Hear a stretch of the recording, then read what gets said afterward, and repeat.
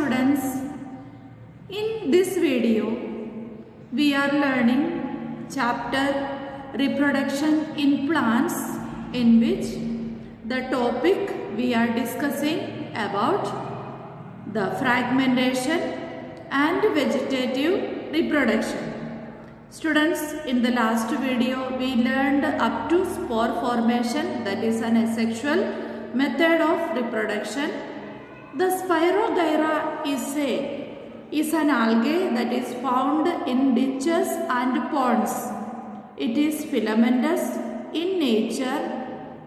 When the Spirogyra's filaments are broken from each piece, a new filament is formed. So that is the reproduction in Spirogyra, that is known as the fragmentation. When it is divided into pieces, each piece will or each fragment will develop into a new Spirogyra, new alga. Now students, we are going to learn about the vegetative reproduction. Growing plants from the body parts such as roots, stem, underground stem and leaves is known as vegetative reproduction. Students, this is also an asexual method of reproduction in plants because there is no reproductive organs of the plant is involved in this method. Then students, we are going to learn firstly about the vegetative reproduction by roots. For example, in sweet potatoes, new plants arise from their roots, or from root tubers, new plants will arise like creepers, or the runner-like stem arises, and the knots of the stem, there again the branches and roots will grow, and from the roots the roots will store the food material, and this food material will be changed into root tubers. So that is the method of reproduction by roots that is seen in sweet potato. Students, a plant called breadfruit that also reproduces by growing new plants from the roots. The breadfruit is a vegetable. In the plantations or in the fields, from the roots new plants will arise. But in new methods of agriculture, the roots are cut and kept in soil and we can produce new plants. So that is also an example of vegetative reproduction from roots. So this is the breadfruit, and the next one is vegetative reproduction from underground stem. We are familiar with many types of underground stems such as ginger, garlic, onion, potato and turmeric. All these are underground stems. Students, the underground stem along with the buds is cut into pieces and keeping in the soil, keeping in moist soil. The buds will develop into a new plant and roots will arise from the part of the underground stem, and food is added to this underground stem and the ginger will grow. And in case of potatoes have buds called eyes. The potato is cut into pieces along with the eyes, and each piece will be grown into a new plant and more potatoes will grow underground.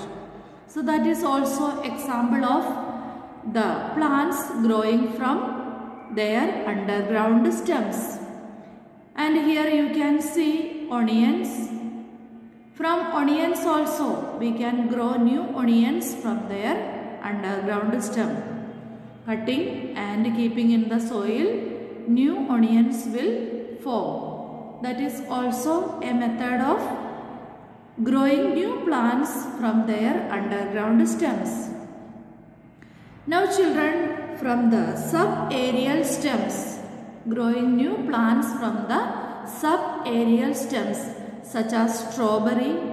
These stems grow above the soil, but it is running on the ground like a creeper. It will spread.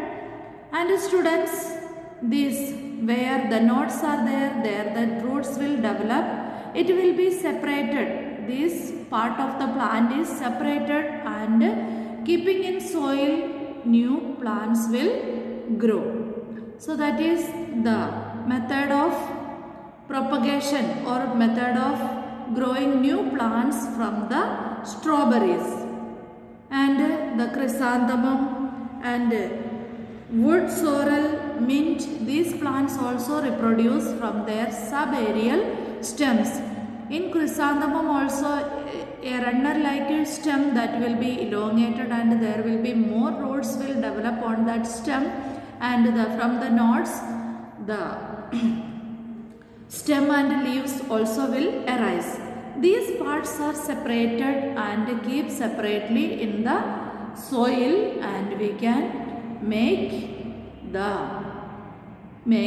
new chrysanthemum plant.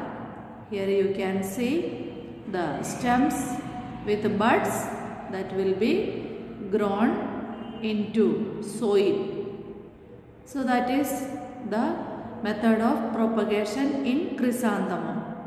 Then students, in the method of vegetative reproduction, some plants reproduce by their leaves. The leaves such as the leaves of bryophyllum plant, that is fleshy leaves are there, thick leaves are there. These leaves grow buds on the margin, on their margins. These buds, when the leaf mature, the buds will grow on the margins, and these buds will be separated as the leaf fall off on the ground, and each bud will develop into a new plant. Means near to a bryophyllum plant there are many plantlets will be produced, and within short time the bryophyllum plant, if say single plant is there, but within 1 or 2 years that area will be full of bryophyllum plants. Such a type of quick reproduction and multiplication is there in bryophyllum plant, because it produces so many buds from the margin of their single leaf. Then students, the last method of vegetative propagation, the vegetative propagation or reproduction by the stem, by stem cuttings. We know that there are many plants such as the tapioca, the sugar cane, hibiscus, and also garden plants,